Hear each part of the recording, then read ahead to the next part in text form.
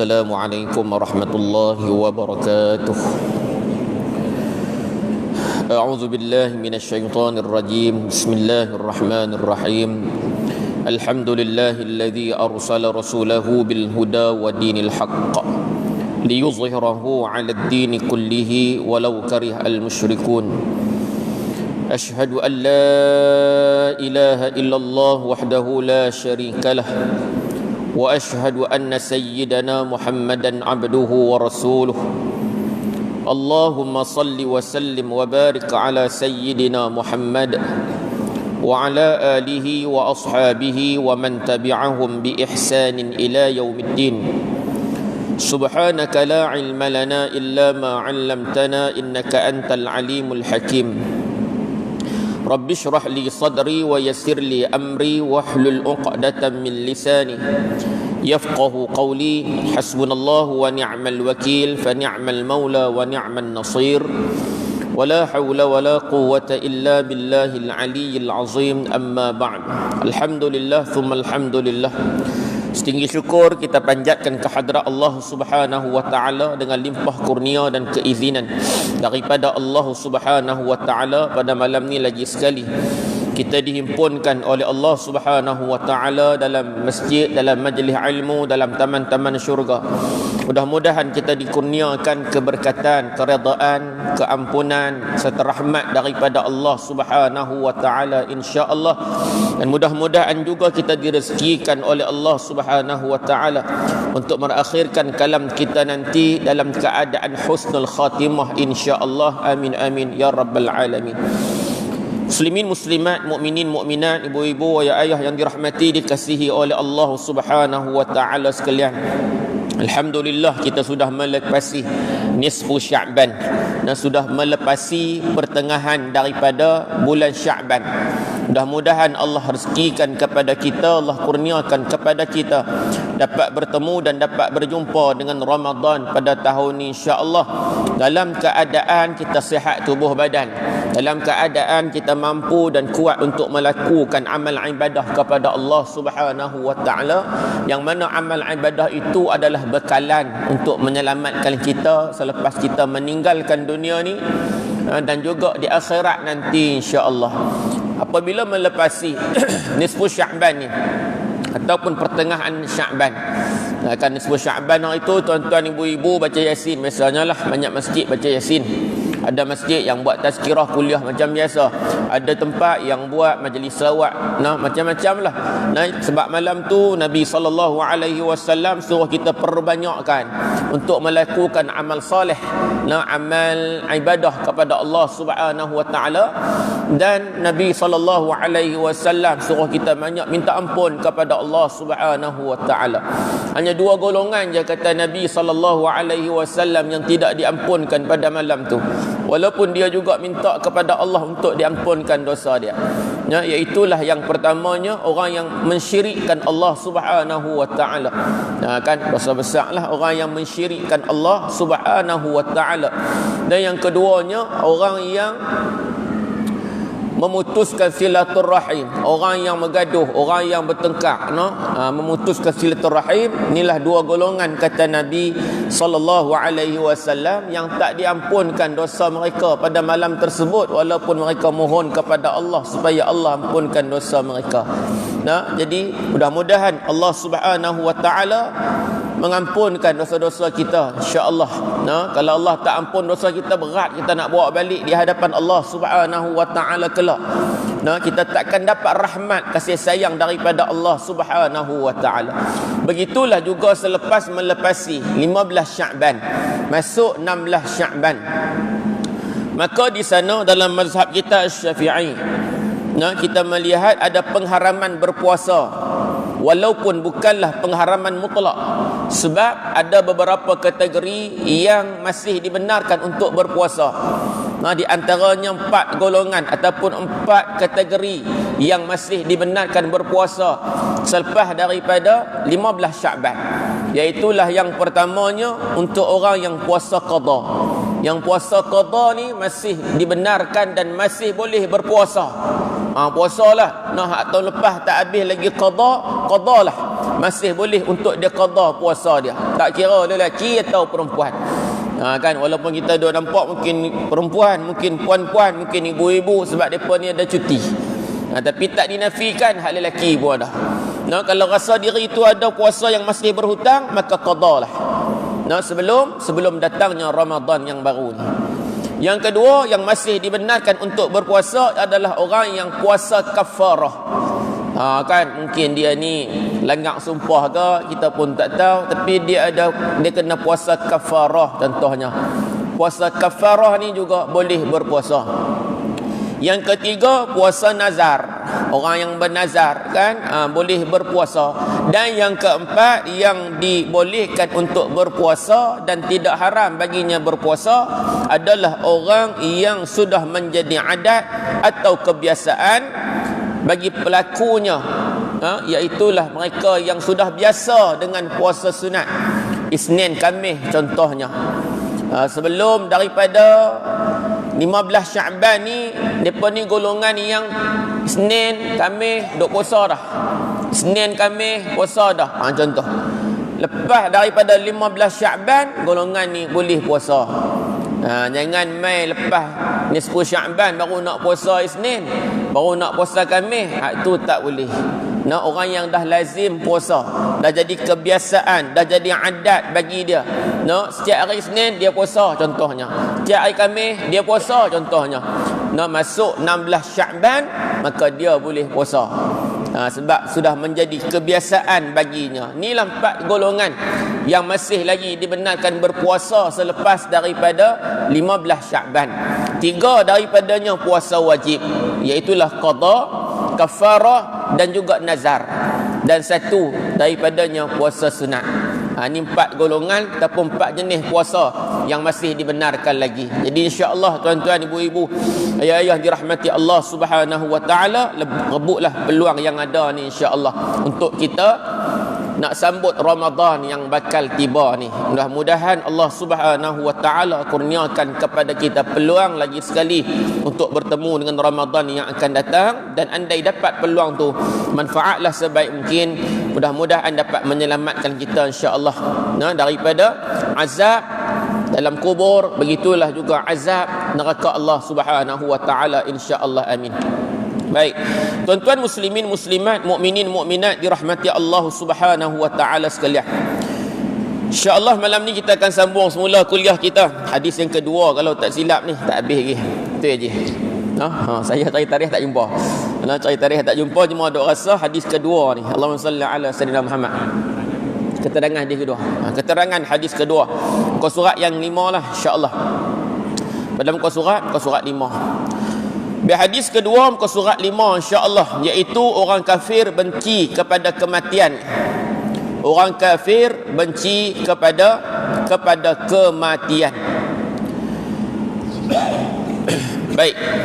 Tengok terjemahan dia, iaitu erti di bawah tu. Kita dah baca dah hadis tu. Sebab haji kata makna dia, terjemahan dia. Baik. Sambil-sambil kita tengoklah juga yang di atas tu sikit-sikit insya-Allah. Iaitulah satu hadis daripada Sayyidatuna Aisyah yang meriwayatkan hadis ni. Isteri Nabi sallallahu alaihi wasallam, kata Sayyidatuna Aisyah, Rasulullah sallallahu alaihi wasallam bersabda, sesiapa man ahabba liqa Allah, sesiapa yang suka bertemu Allah, suka bertemu dengan Allah Subhanahu wa taala, ahabballahu liqa'ahu, maka kata Nabi sallallahu alaihi wasallam, Allah juga suka bertemu dengannya. Bila satu orang tu dia suka nak bertemu dengan Allah, suka nak bertemu dengan kekasih hati, sebagaimana Nabi sallallahu alaihi wasallam nak bertemu dengan kekasih hati Nabi, Nabi pilih untuk wafat. Kan Nabi pilih untuk wafat, nak bertemu dengan Allah, kan nak bertemu dengan kekasih Nabi, yaknilah Allah Subhanahu wa taala. Begitulah Nabi sebut dalam ni, apabila satu orang dia suka untuk bertemu dengan Allah, Allah pun suka untuk bertemu dengan dia. Ini biasanya orang-orang mukmin. Orang-orang yang soleh, orang baik ni, orang yang banyak buat amal ibadat, orang yang hidupnya tak ganggu orang, tak mengata orang, tak mengumpat orang, tak duk kacau pasal orang, tak fitnah orang. Orang-orang yang soleh. Soleh ni makna dia baiklah, orang baik. Orang baik. Orang mukmin, orang yang beriman kepada Allah Subhanahu wa taala. Orang ni dia suka untuk bertemu dengan Allah Subhanahu wa taala. Baginya Allah ini adalah kekasih mereka. Nak jumpa dengan Allah Subhanahu wa taala, nak balik kepada Allah Subhanahu wa taala. Maka orang yang macam ni, kata Nabi, Allah juga suka untuk bertemu dengannya. Kan Allah suka untuk bertemu dengannya. Wa man kariha liqa Allahi. Kemudian yang kedua kata Nabi, barang siapa yang tidak suka bertemu dengan Allah, kariha, benci untuk bertemu dengan Allah, tak suka nak jumpa dengan Allah ni. Tuan-tuan boleh tahu dah siapa golongan yang tak suka nak bertemu dengan Allah ni. Kan? Dia tak suka nak bertemu dengan Allah, dia tak suka nak balik kepada Allah, atau erti kata lain ni bahasa pendeknya, bencilah nak jumpa dengan Allah ni. Maka kata Nabi, karihallahu liqa'ahu, Allah juga tak suka untuk bertemu dengannya. Allah pun tak suka nak jumpa dengan dia. Sudah pastilah yang tak suka nak bertemu dengan Allah ni adalah orang yang banyak dosa dia. Kalau dia tu orang Islam, dia tu orang yang banyak dosa dia, dia ni ahli maksiat. Kalau tak Islam, sudah pastilah orang tu orang kafir. Mereka ni takkan suka untuk balik bertemu dengan Allah Subhanahu wa taala, sebab mereka tahu. Pertamanya, kalau orang kafir dia tak beriman kepada Allah Subhanahu wa taala, dia balik dia pastikan kena azab dengan Allah Subhanahu wa taala. Orang yang buat dosa, orang yang buat maksiat, yang hidup bergolomang dengan maksiat atas dunia ni pun golongan yang tak suka balik bertemu dengan Allah Subhanahu wa taala. Bimbang mereka akan diazab oleh Allah Subhanahu wa taala. Sebab apa? Sebab dosa-dosa yang mereka lakukan. Walaupun mutaakhir ni kita melihat ibu-ibu, ayah-ayah dirahmati Allah Subhanahu wa taala, satu trend hak Nabi sallallahu alaihi wasallam sebut dalam hadis Nabi. Kan? Sebab itulah Nabi sebut juga adalah hadis Nabi, dalam hadis 40 ada diselitkan hadis yang pendek ni. Nabi kata bada al-islamu ghariban. Islam ni kata Nabi, dia mula tersebar dalam keadaan yang ghariban, yang ganjil, ataupun asing, ataupun dagang. Dia mula macam tu. Sebab mula-mula Nabi sallallahu alaihi wasallam seorang. Umur Nabi 40 tahun, Allah perintahkan Nabi berdakwah. Nabi terima wahyu daripada Allah, nak berdakwah secara sir, sembunyi, senyap-senyap 3 tahun. Dalam keadaan waktu tu, musyrikin Mekah ni, mereka ni menyembah berhala Lata, Uzza sebagai Tuhan mereka. Tiba-tiba datang Nabi Muhammad nak ajak mereka ni kepada menyembah Allah Subhanahu wa taala, mentauhidkan Allah Subhanahu wa taala Tuhan yang tak nampak daripada pandangan mata. Jadi ganjil Nabi waktu tu seorang-seorang. Kemudian Sayyidatuna Khadijah, kemudian sahabat Nabi. Kan sahabat-sahabat Nabi masuk Islam, dan ramai pada waktu tu hak masuk Islam adalah daripada kalangan hamba. Hak masuk Islam di awal-awal tu jumlah minoriti lah tuan-tuan, tapi daripada kalangan hamba. Sebab tu kita duk tengok mereka ni diseksa. Diseksa dengan teruk. Sebab apa? Ni golongan hamba yang masuk Islam. Tapi nak amak kata waktu tu sikit lagi Islam main dalam keadaan yang pelik, yang ganjil, yang dagang, kata Nabi sallallahu alaihi wasallam. Sampai satu masa Islam berjaya menakluki dunia. Kan? Islam berjaya takluki Rom, Parsi. Dan sampai hari ini tuan-tuan kita melihat Islam, masya-Allah, tabarakallah. Kan? Boleh dikatakan seluruh dunia ni ada umat Islam, ada orang Islam. Allahumma salli ala Sayyidina Muhammad. Tapi kata Nabi sallallahu alaihi wasallam, Islam ni dia akan kembali dagang. Wa sayaudu kama bada'a ghariban, kata Nabi. Dia akan kembali dagang. Walaupun dia bukan kembali tinggal seorang-seorang dak, tapi dia berada dalam kelompok yang minoriti. Kemudian Nabi kata fatuba lil ghuraba, beruntunglah orang-orang yang asing, orang-orang yang ganjil ni, orang kumpulan hak sikit, hak pelik daripada orang ni. Untunglah golongan ni, kata Nabi sallallahu alaihi wasallam. Nak siapa yang dinyatakan oleh Nabi ghuraba ni, iaitulah di antaranya kata Nabi sallallahu alaihi wasallam, mereka yang terus menerus, yang konsisten melakukan kebaikan di waktu manusia lain asyik melakukan kejahatan. Inilah kumpulan ghuraba hak tinggal itu. Orang lain duk buat dosa, orang lain duk buat jahat, orang lain duk buat maksiat. Golongan ghuraba ni, mereka ni masih konsisten untuk melakukan kebaikan. Walaupun sikit tuan-tuan, hadok main masjid, tak hadok main masjid. Hadok main majlis ilmu walaupun sikit, main duk mengaji. No? Hadok tutup aurat ni walaupun tak ramai dah, ramai yang tutup aurat hari ni dalam keadaan tak sedang, dia tak menepati syarak. Hak kita tutup elok ni sikit tuan-tuan, tapi masih ada golongan ni. Masih ada golongan ni. Allahumma salli ala sayyidina Muhammad. Nah, kemudian ghuraba yang dinyatakan oleh Nabi sallallahu alaihi wasallam ialah mereka yang terus menerus, kata Nabi, bertugas memperbaiki segala kerosakan yang dilakukan oleh orang lain terhadap sunnah Rasulullah sallallahu alaihi wasallam.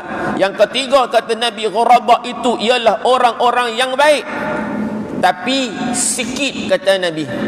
Nah, di samping orang jahat yang ramai, kata Nabi sallallahu alaihi wasallam. Ni antara yang disebutkan dalam hadis Nabi berkaitan dengan ghuraba. Fatuba lil ghuraba, beruntunglah orang-orang yang ganjil ataupun yang asing, ataupun yang dagang tadi, kata Nabi sallallahu alaihi wasallam. Kan ingat tuan-tuan, dia akan kembali asing. Hari ini pun tuan-tuan tengok dah, Allahumma salli ala Sayyidina Muhammad. Tuan-tuan nampak dah bagaimana Islam ni nampak asing. Tuan-tuan hari ini masuk pasal malam pakai macam ni lah, pakai jubah, pakai serban, no, buridak atau bau, tuan-tuan berjalan masuk pasal malam. Tengah-tengah tu tuan-tuan duk berjalan pegang tasbih pula nampak. Orang nanti kan pandang tuan-tuan tak bawah. Pelik dia tengok. No, dia kata siapa pula ni duk masuk pasal malam pakai macam ni. Salah ke tuan pakai tu? Tak salah pun.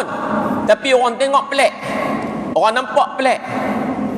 Nah, satu orang lagi masuk pasal malam juga tuan-tuan, dia pakai seluar pendek sekerat Dia pakai baju singlet tuan-tuan, tali masuk pasal malam, siapa pun tak peduli kat dia. Siapa pun tak tengok dia. Orang tak kata pun dia pelik. Hak pakai elok macam tuan-tuan pakai ni masuk pi, orang kata pelik. Hak macam tadi pakai seluar pendek dengan baju singlet masuk pi, orang tak kata pelik, biasa. Hak pakai kod sunnah, hak pakai elok tutup aurat, orang kata pelik. Tuan-tuan tengah-tengah duduk sembang, tiba-tiba bunyi azan, tuan-tuan minta diri, saya nak minta diri dulu, nak pergi masjid. Nom depa azan dah. No. Lepas dia pergi masjid, kawan di sini dia kata apa? Tu nak tunjuk alim tu. Tu nak tunjuk dia seorang je soleh tu. Kan? Orang nak pergi sahut seruan ni, Allah duk panggil nak pergi semayang ni, orang tu depa kata apa? Ni nak tunjuk alim, ni nak tunjuk soleh, ni nak tunjuk warak. Hak duk tak semayang, duk sembang ni, tuan-tuan tak semayang apa semua ni, pertama tak ada rasa bersalah, kedua tak ada siapa nak indah. Kan dah mula jadi pelik tu. Ni dah mula jadi pelik. Nah, kita sendirilah tuan-tuan, main daripada kita sendiri juga, main daripada orang Islam tu sendiri juga. Permulaan dia, Allahumma salli ala Sayyidina Muhammad tuan-tuan. Hari ni Allahumma salli ala Sayyidina Muhammad. Orang yang melakukan dosa ni, yang Nabi sebut sampai satu masa, satu orang yang melakukan dosa, dia buat dosa, dia buat maksiat pada waktu malam, Allah tutup dosa dia. Apa makna waktu malam ni? Selain daripada waktu malam, makna dia juga apa dia? Dia buat dosa ni dalam keadaan sembunyi-sembunyi, senyap-senyap. Maknanya kalau dia tak cerita, mungkin orang tak tahu.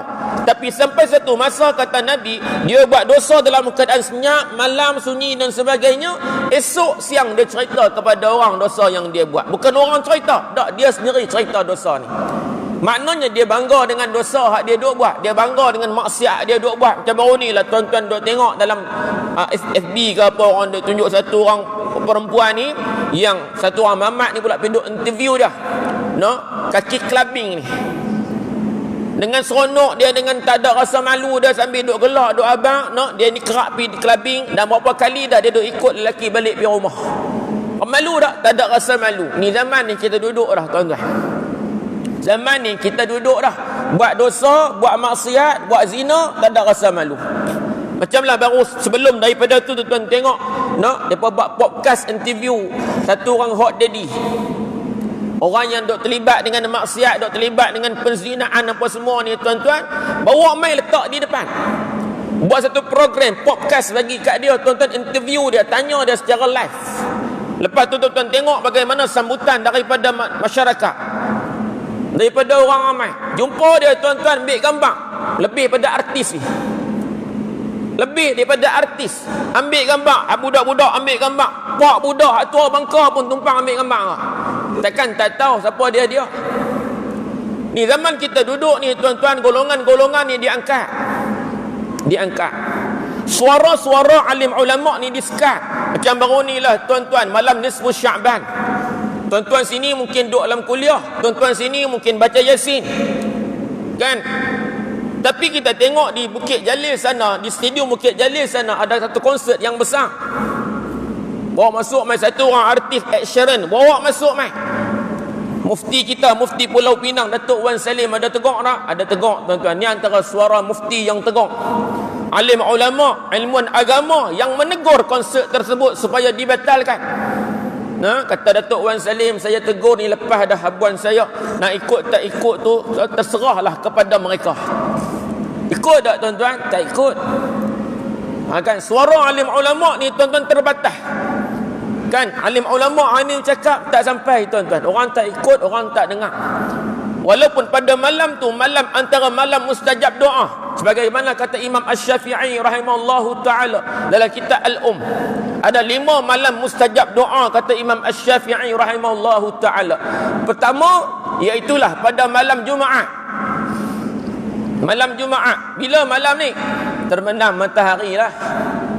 Kan hari Khamis tu terbenam matahari. Benam matahari tu maknanya tu sudah masuk Jumaat dalam Islam ni. Nah, bertukar hari dah. Maknanya itulah malam Jumaat. Malam Jumaat, malam mustajab doa tuan-tuan, kata Imam Asy-Syafi'i dalam kitab Al-Um, untuk mingguan kita. Ya, bila? Malam tadi ya. Ini dah hari Jumaat, malam Sabtu dah. Kalau ikut hari Sabtu dah lah dalam Islam.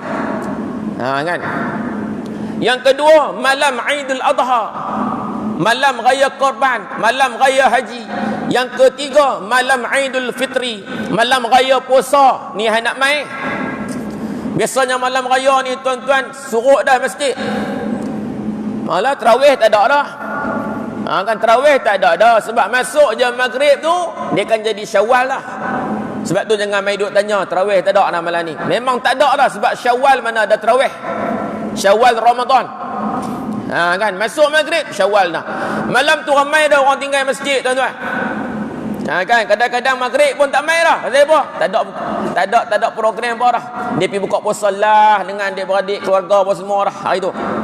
Kan dia tak mai dah masjid sebab tak ada tarawih malam ni ustaz. Tarawih pun tak ada, tak mai dah orang tinggal. Sebab tu ada masjid-masjid malam raya ni depa buat solat sunat tasbih. Kan buat solat sunat tasbih lepas Isyak, buat solat sunat tasbih contohnya tuan-tuan. Ada masjid buat macam tu sebab tarawih tak ada dah. Dan malam tu malam mustajab doa. Yang keempat, kata Imam Asy-Syafi'i rahimahullahu taala dalam kitabnya Al-Um, malam mustajab doa itu ialah pada malam awal Rejab yang lalu. Kan lalu Rejab lepas dah, nak main Rejab lagi sekali pula lah, tu pun kalau umur kita panjang. Kan malam awal Rejab mustajab doa. Yang kelima, yang terakhir adalah malam nisfu Sya'ban baru-baru ni. Kan bertepatan tuan-tuan malam nisfu Sya'ban, kita di sini buat program ilmu, kita di sini buat munajat, kita di sini buat majlis ilmu. Kan tapi di sana ada konsert besar-besaran pada malam tersebut tuan-tuan sekalian. Ni benda ni kalau berterusan tuan-tuan, dia akan jadi normalisasi. Dia normal lah. Kalau berterusan, dia akan jadi normal lah tuan-tuan. Lama-lama orang dah biasa dengan benda macam ni. Ni ujian untuk kita. Allahumma salli ala Sayyidina Muhammad tuan-tuan. Baik, tuan-tuan muslimin, muslimat, mukminin, mukminat dirahmati Allah Subhanahu wa taala. Maknanya Nabi duk sebut dalam hadis ni, kita semakin jelas, semakin clear Nabi duk sebut golongan-golongan yang akan keluar di akhir zaman ni. Orang yang buat dosa terang-terangan, orang yang cerita dosa-dosa yang mereka lakukan, no, semakin jelas, semakin terang. Allahumma salli ala sayyidina Muhammad. Tuan-tuan, baik. Sambung balik tuan-tuan. Hadis kita baca tadi. Jadi orang yang tak suka, orang yang benci untuk bertemu dengan Allah, Allah juga benci untuk bertemu dengan mereka, kata Nabi sallallahu alaihi wasallam. Kemudian faqultu, kan siapa faqultu ni? Aisyah. Aisyah, Sayyidatuna Aisyah. Faqultu, dia kata aku bertanya. Siapa aku ni? Aisyah. Aisyah tanya Rasulullah sallallahu alaihi wasallam, ya Nabi Allah, wahai Nabi Allah. No, Aisyah panggil dekat Nabi Muhammad ni pun, ya Nabi Allah, wahai Nabi Allah. Akarahiyatul maut fakulluna yakrahul maut. Aisyah bertanya kepada Rasulullah, wahai Rasulullah, wahai Nabi Allah, adakah maksudnya benci kepada kematian? Apakah maksudnya? Betulkan sikit lah, dia P tu, bukan D. Apakah maksudnya benci kepada kematian? Apa yang dikatakan waman kariha liqa Allahi karihallahu liqa'ahu? Barang siapa yang benci bertemu dengan Allah, Allah benci kepada dia. Kan? Jadi Aisyah tanya kepada Rasulullah, ya Nabi Allah, apakah maksudnya benci kepada kematian? Benci kepada kematian. Sedangkan kita semua tidak suka kepada kematian. Fakulluna yakrahul maut. Kita semua tak suka kepada mati. Tuan-tuan pun tak suka kepada mati. Kalau diberi pilihan hidup dan mati, nescayalah kita akan minta, ya Allah, hidupkanlah kami, ya Allah. Panjangkanlah umur kami, ya Allah. Tu dah sambut hari lahir tu. Orang doa apa? Panjang umur, panjang umur. Orang doa macam tu, panjang umur. Tak ada orang pergi doa pendek umur. Tuan-tuan, kalau ambil doa pendek umur ni, tak main pun tak apa. No, mamai doa orang pendek umur. Tak ada. No, maknanya kalau diberi pilihan kita ni, nak panjang umur. Sebab tu kata Sayyidatuna Aisyah, fakulluna yakrahul maut. Kan? Sedangkan kita semua ni tak suka kepada kematian. Semua orang nak hidup. Adakah tu maknanya benci kepada kematian? Adakah tu maknanya benci untuk bertemu dengan Allah Subhanahu wa taala? Allahumma salli ala sayyidina Muhammad. Baginda Nabi sallallahu alaihi wasallam bersabda, bukan begitu maksudnya, kata Nabi, laisa kazalik, kata Nabi, bukan macam tu, kata Nabi. Bukan macam tu maksud dia, kata Nabi. Baik. Walakinnal mu'mina idza busyira bi rahmatillah wa ridwanihi wa jannatihi. Kata Nabi.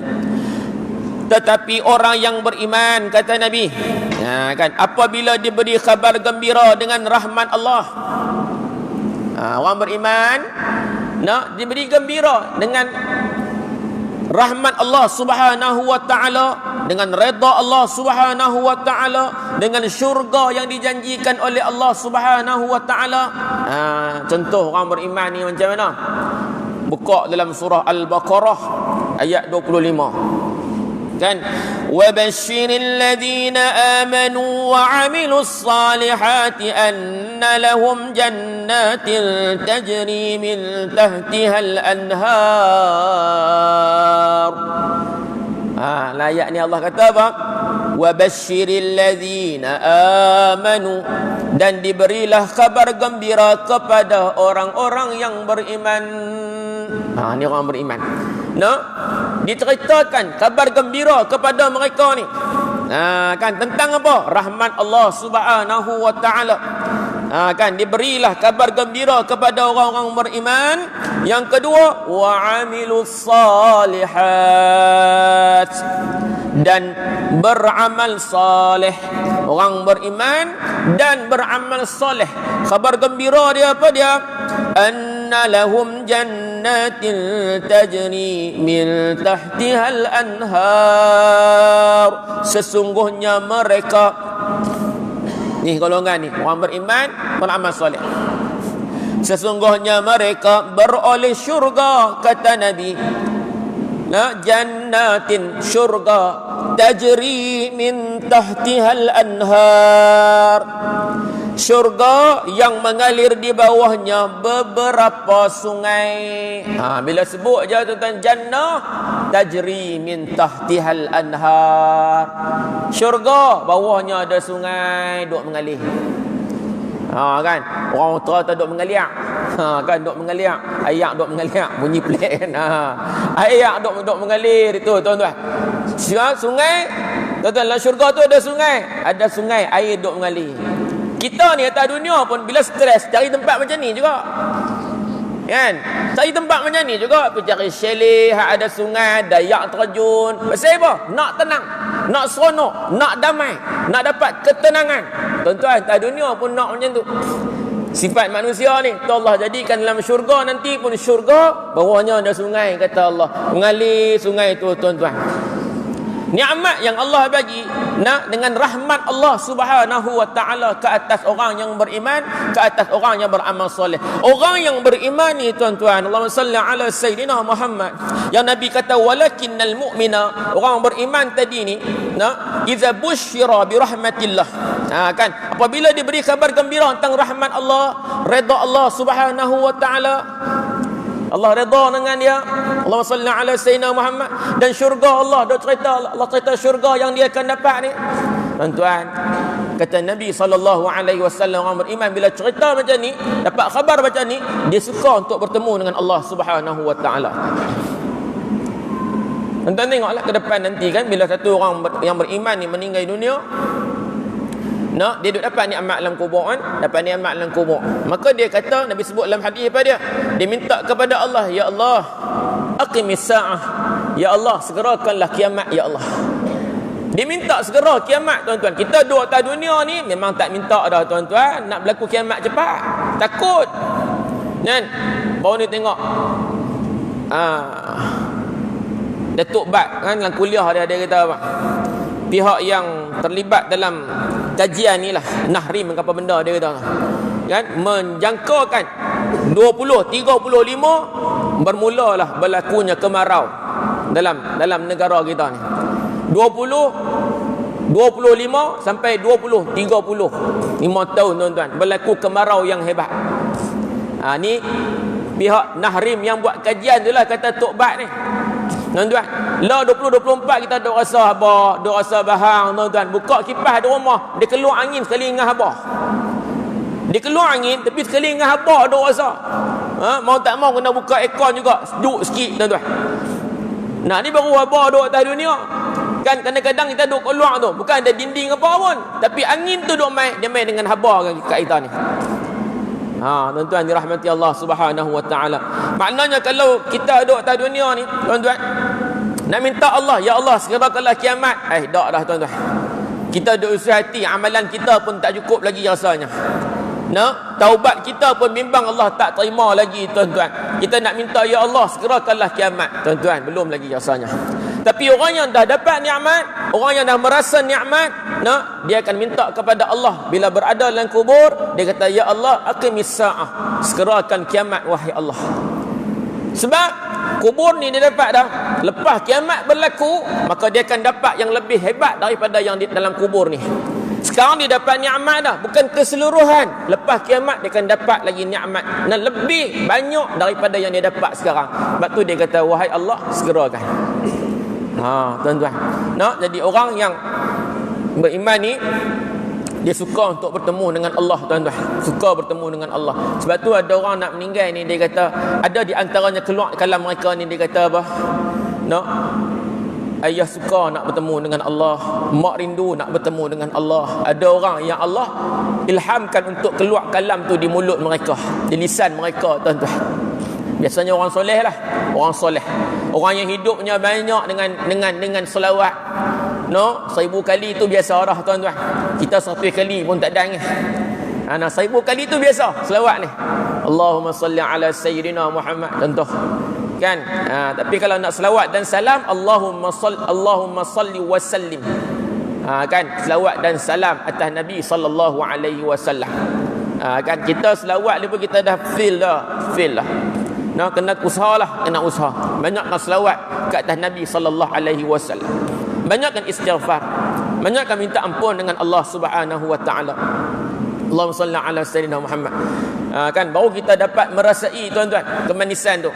Mudah-mudahan kita jadi golongan yang suka untuk bertemu dengan Allah Subhanahu wa taala. Orang yang suka ni tuan-tuan, orang yang akan mendapat rahmat, nikmat daripada Allah Subhanahu wa taala. Maka Allah juga suka bertemu dengannya, kata Nabi. Sebaliknya, orang kafir apabila mendapat berita tentang siksaan Allah Subhanahu wa taala dan kemurkaannya, maka dia benci untuk bertemu dengan Allah dan Allah juga benci untuk bertemu dengannya. Kan sebab kita ni orang Islam, orang Islam baca Quran lah tuan-tuan, takkan nak baca kitab lain. Kan dalam Quran tu Allah cerita dah orang yang mukmin, orang yang beriman, orang yang bertakwa, depa ni balik ke Allah macam mana keadaan mereka. Orang yang kafir, orang yang derhaka kepada Allah, orang yang ahli maksiat, orang yang fasik, balik kepada Allah, bagaimana keadaan mereka? Masya-Allah. Zana.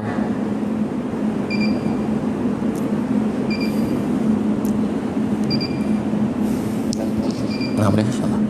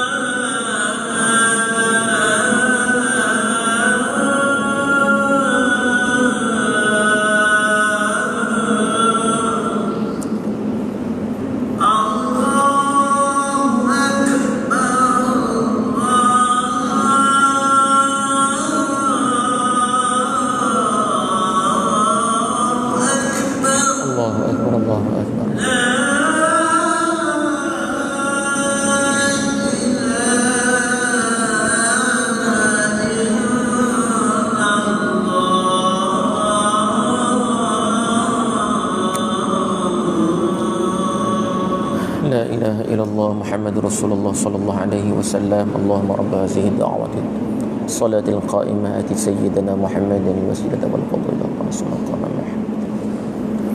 الحمد لله والصلاة والسلام على رسول الله سيدنا محمد وعلى آله وصحبه ومن والاه. Baik, sambung sikit tuan-tuan. keterangan. Suasana ketika sakaratul maut sangat mencemaskan dan amat menyakitkan, iaitu proses roh dicabut keluar daripada jasad. Cuba bayangkan Rasulullah sallallahu alaihi wasallam yang merupakan sebaik-baik makhluk itu pun menderita sakit ketika sakaratul maut. Apatah lagi kita yang banyak dosa ni. Tuan-tuan, tu penggan pertama dia kata. Sakaratul maut ni satu masa yang sangat mencemaskan dan menyakitkan. Kan lah ni duk cerita ni tuan-tuan, kalau setakat kita duk dengar kanan masuk kiri memang tak dapat apa. Sebab rasa ni kita akan tempuh bila sampai masa dia nanti. Sebab tu saya dah kata kita ni pun tak tahulah nak hidup sampai bila. Yang kadang-kadang setengah orang sampai tak mau semayang ni. Kan semayang pun tak mau. Allahu Akbar. Yang paling sedihnya tuan-tuan, isteri semayang, nak-nak semayang, mai kat ayah, mai kat suami tak semayang, jam. Jumaat gagah pi, tu pun bilang minggu. Minggu pertama tak pi lagi, minggu kedua tak pi, minggu ketiga pi. Sebab apa Ustaz kata macam ni? Sebab memang ada. Sebab memang ada. Kan? Isteri pula kata, Ustaz kalau khutbah tolonglah tegak sikit. Sebab laki dia ni Jumaat dia pi juga. Macam tadi dia pi pun kan 3 kali baru nak pi. 2 kali masuk 3 baru nak pi tuan-tuan. Kan? Ni Allah doa abang dalam Quran, qu anfusakum tu. Jagalah diri kamu, jagalah peliharalah diri kamu. Ni diri kita ni dulu. Wa ahlikum nara, dan ahli keluarga kamu daripada api neraka. Tuan-tuan, ada orang tak semayang ni. Ketua keluarga tak semayang. Time maghrib duk lepak kat kepala simpang ni. Ya, time maghrib duk lepak kedai makan, kedai kopi. Kita bukan makan pun, cakap kopi segelas duk atas meja ni. Ada setengah gelas lagi kita lalu maghrib ni. Kan, duk azan dah. Tuan-tuan, duk relax. Tu kata akhir zaman tu nampak. Dia tak semayang, dia tak rasa malu, dia tak rasa segan, dia tak rasa dia bersalah. Kita balik kuliah isyak, duk tentu lagi. Ustaz, husnuzan ustaz no. Mana tahu kau dia bawa sejadah semayang tentu dia bawa sejadah semayang tentu kan. Husnuzan. Tuan-tuan, dia jadi macam tu. Tengok umur ni, Allah bukan muda lagi dah kan. Dalam bahasa kita disebut ni, badan pun bau tanah dah. Kan, badan pun bau tanah dah, tapi tak rasa nak semayang lagi tuan-tuan. Tu bila duk azan tu lah boleh duk dengar ni, boleh main lagi tuan-tuan. Sampai satu masa boleh dengar tapi tak boleh main. Boleh dengar tapi tak boleh main. Sama ada dia sakit ataupun dia mati. Kan, dia tak boleh main, teringin nak main tak ada arah dah, tapi tak boleh main. Lah ni tuan-tuan dengar tapi buat-buat tak dengar. Kan, tu khutbah tadi pun saya sebut. Saya kata tuan-tuan, Allah bagi telinga ni, gunakan telinga tu untuk dengar khutbah. Kurang-kurang telinga tu boleh jadi saksi. Lepas kita mati nanti jadi saksi kita ni mai dengar khutbah, bukan kita mai duk dengar orang bersembang. Kan, khutbah di kampung ni nak cakap pasal kampung lah tuan-tuan, senang orang faham. Kan, cakap pasal kampung senang orang faham. Terus tu tak faham lagi, tak tahu. Tapi alhamdulillah lah tuan-tuan, tengok masjid tu pun banyak perubahan dah. Kalau dulu time Jumaat ni dalam lopong lah nampak penuh dah dalam. Alhamdulillah. Adalah tu perubahan. Jadilah tuan-tuan, kita target ramai semua nak mai tuan-tuan, makan masa. Boleh mai terus tu pun alhamdulillah dah.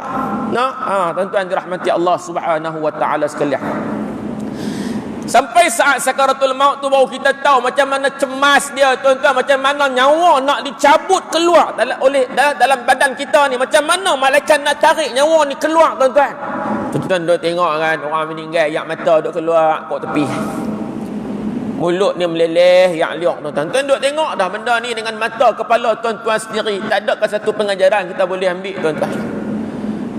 Waktu korang duk ajak dia mengucap tuan-tuan, betapa susahnya dia nak buka mulut untuk mengikut apa yang diajarkan kepadanya. Kita pun duk tunggu tuan-tuan, usaha ni ajak dia tuan-tuan.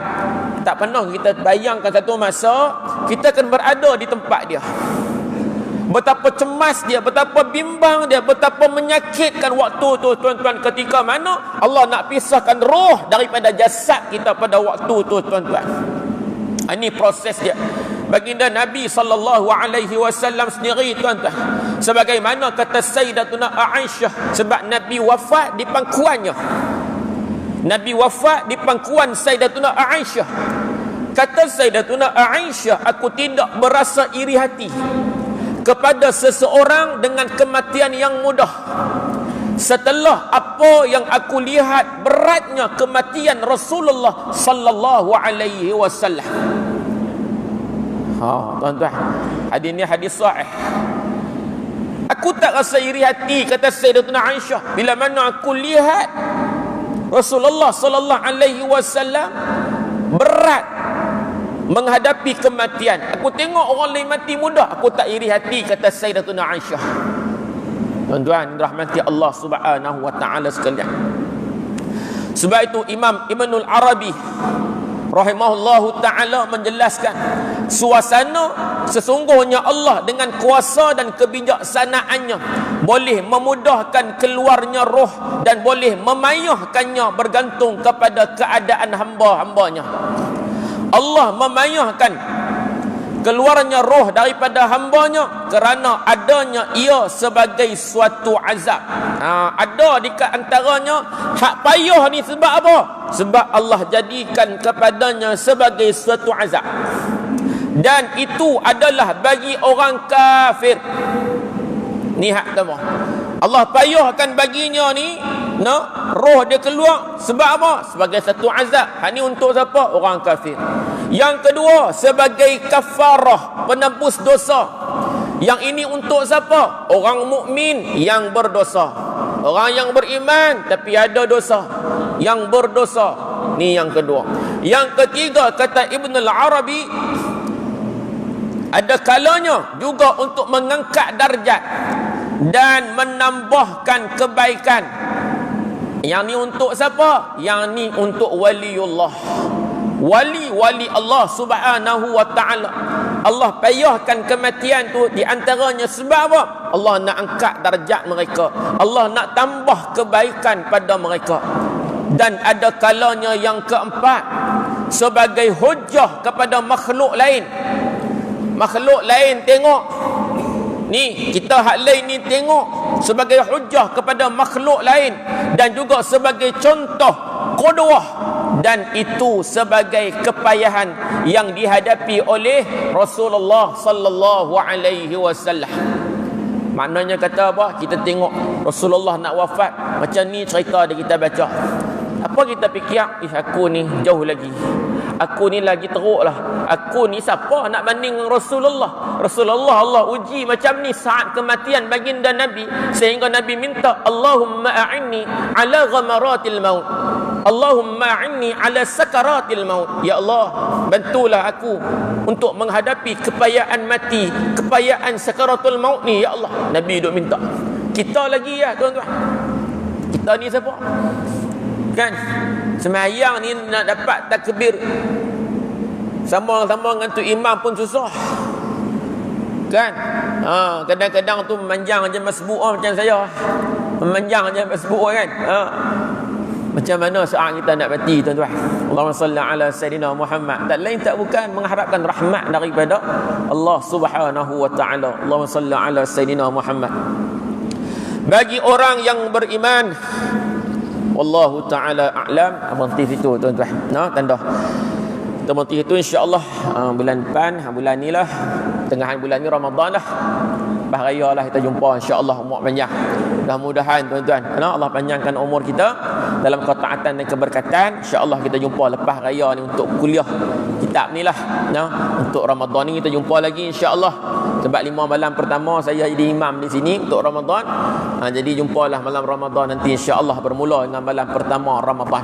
Maknanya malam tu tak ada buka puasa lagi lah, mai tarawih dulu. Malam tu lah kita mula tarawih sini sama-sama insya-Allah. Jadi 5 malam tu kita akan jumpa untuk Ramadan, untuk solat tarawih insya-Allah. Wallahu taala a'lam. Yang baik terbaik daripada Allah Subhanahu wa taala. Lemah kurang kelemahan saya sendiri.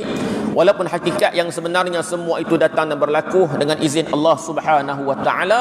Mudah-mudahan Allah kurniakan nikmat ni kepada kita sampailah saat kita dijemput kembali kepada Allah Subhanahu wa taala, insya-Allah. Amin amin ya rabbal alamin. Dan sebelum saya lupa, tuan-tuan ibu-ibu sekalian, macam biasalah tabung di meja kitab tu, macam biasalah tabung sekolah almarhum Ustaz Bakri Yahya. Terima kasih banyak-banyak tuan-tuan yang tidak lekang-lekang, tidak jemu untuk membantu dan menyumbang pada sekolah yang ditinggalkan oleh almarhum. Mudah-mudahan Allah kurniakan pahala berlipat ganda untuk tuan-tuan yang bantu pihak sekolah, insya-Allah. Dan mudah-mudahan juga Allah kurniakan pahala untuk almarhum yang sekarang ni berada di alam barzah Allah Subhanahu wa taala, insya-Allah. Amin. A'udzu billahi minasyaitonir rajim. Bismillahirrahmanirrahim. Alhamdulillahi rabbil alamin wassalatu wassalamu ala rasulillahil amin sayyidina Muhammad wa ala alihi wa sahbihi ajma'in. Allahumma faqihna fid din wa 'allimna ta'wil wahdina as-siratal mustaqim minan nabiyyin was-siddiqin wasyuhada'i was-salihin wa hasuna ulaika rafiqa ya arhamar rahimin. Allahumma ij'alna min ahli al-ibadah wa la taj'alna min ahli al-ma'siyah. Allahumma barik lana fi sya'ban wa ballighna ramadan wa ballighna ramadan wa ballighna ramadan wa sallallahu ala sayyidina Muhammad wa ala alihi wa sahbihi wa baraka wa sallam walhamdulillahi rabbil alamin. Taqabbalallahu minna